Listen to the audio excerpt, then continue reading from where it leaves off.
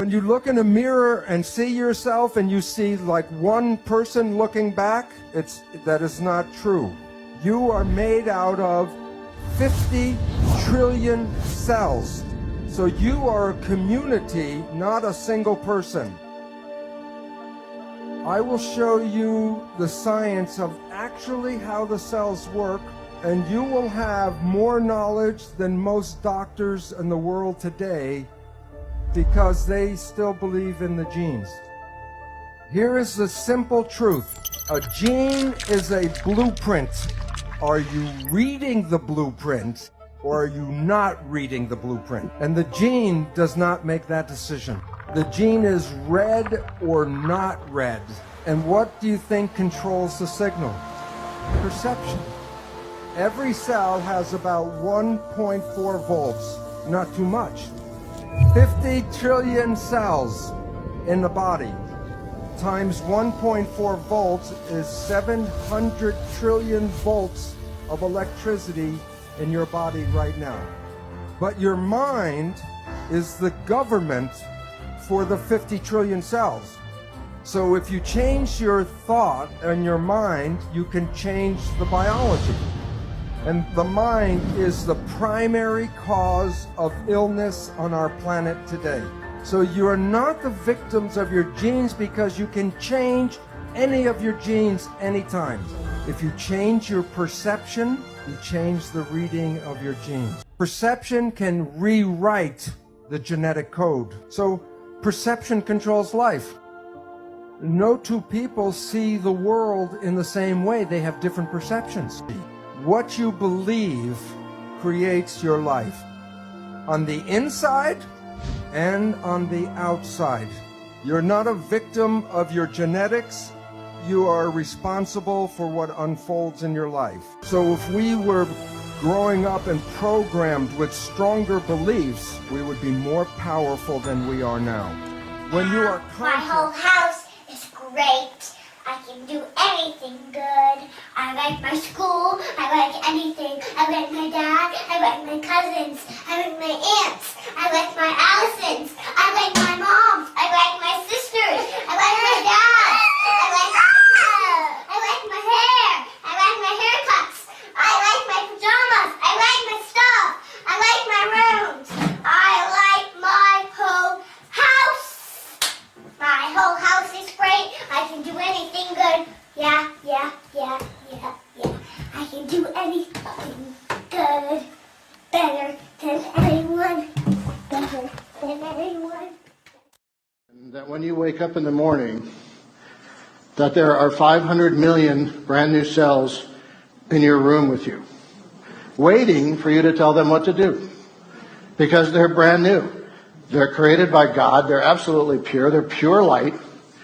And here they are. They're greeting you in the morning, 500 million new little faces. And what do? You say, oh my God, I have cancer. I have an addiction. I have pain. I can't sleep. I'll never find a partner. I never have any money. And those little cells say, okay. I'm not kidding. Right? So every day God gives us a gift of 500 million new cells that we get to program the way we want them to be.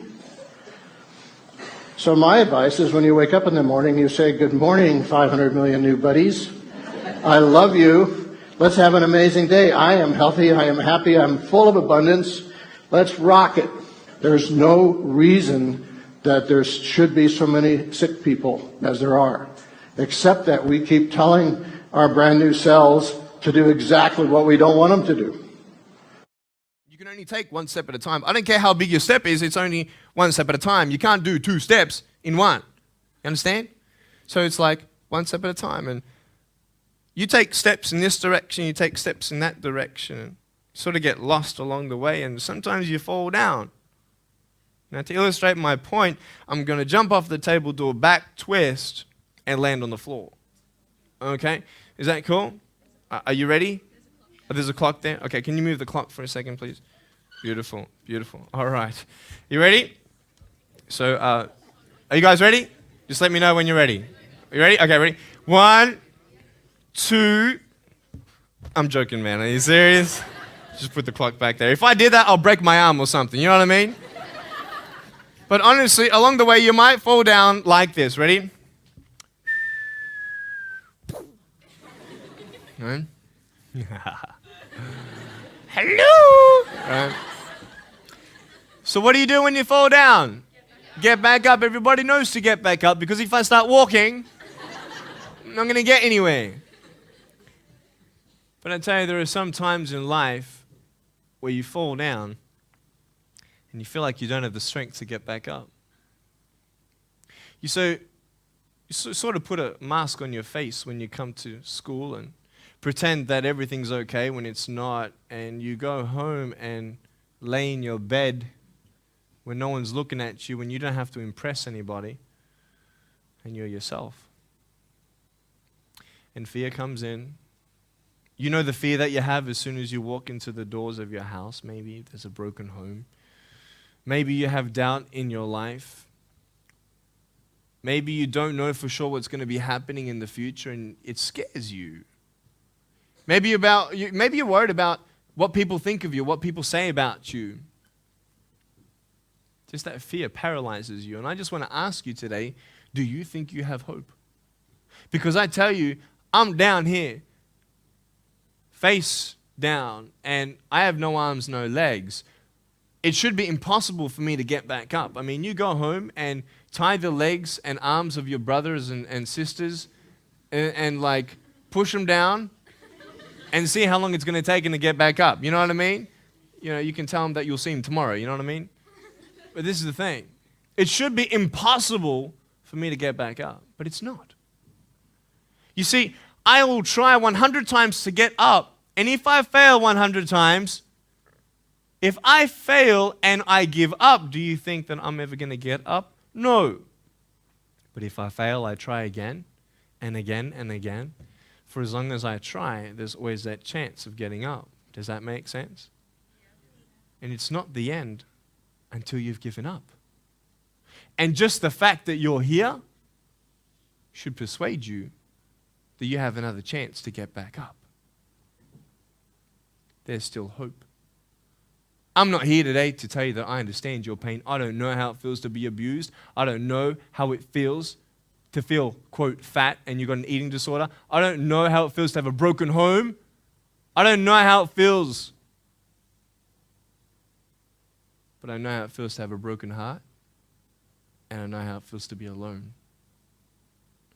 And I want you to know that I found my strength in Jesus Christ, and you're going to find your strength in whatever you find it in. But I just want you to know that it's not the end. It matters how you're going to finish. Are you going to finish strong? And you will find that strength to get back up like this.